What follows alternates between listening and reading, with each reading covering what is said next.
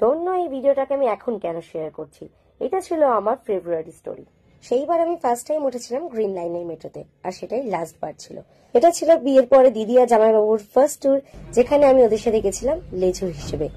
জোর করেই, বাট জোরটা আমি করিনি, ওরা করেছিল আমাকে যাওয়ার জন্য।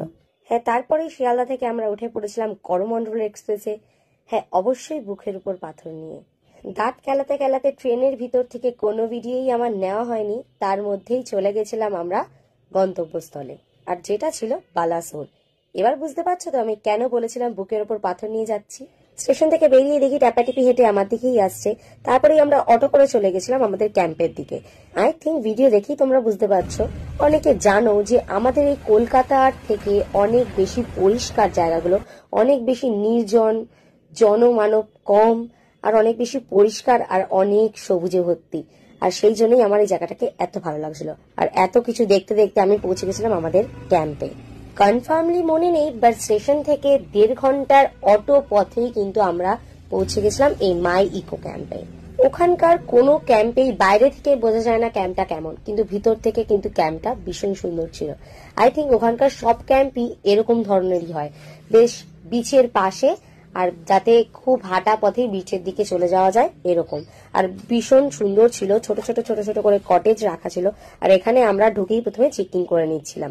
আর দাদা এখানে বলছিল, দাঁড়া আমি চশমাটাকে পরে নি, তুই তারপরে ভিডিও কর।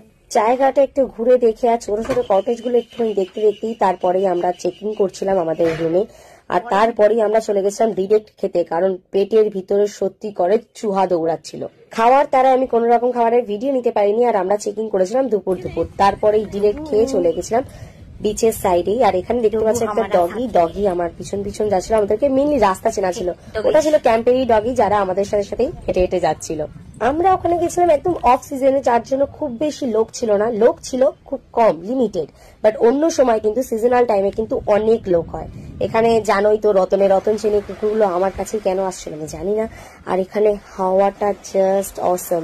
আর এইটাকে তোমরা কিন্তু বলতে পারো যে ঝিনুক পুরি।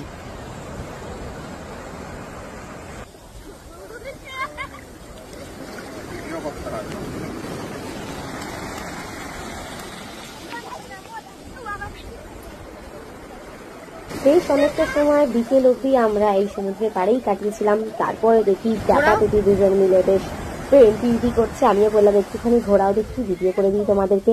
তোমার ভিডিও করতে গিয়ে দেখি ট্যাপাটিপি পড়েই যাচ্ছে। সমুদ্র আমার এমনি ভীষণ পছন্দ, আর অনেকদিন পরে গেছিলাম তাই আরো ভালো লাগছিল। তোমরাও কারা কারা আমার মতন সমুদ্র পছন্দ করো আমাকে কমেন্টে জানিও। আজকের জন্য এতটাই, বাকিটা দেখাবো নেক্সট ভিডিওতে। বাই।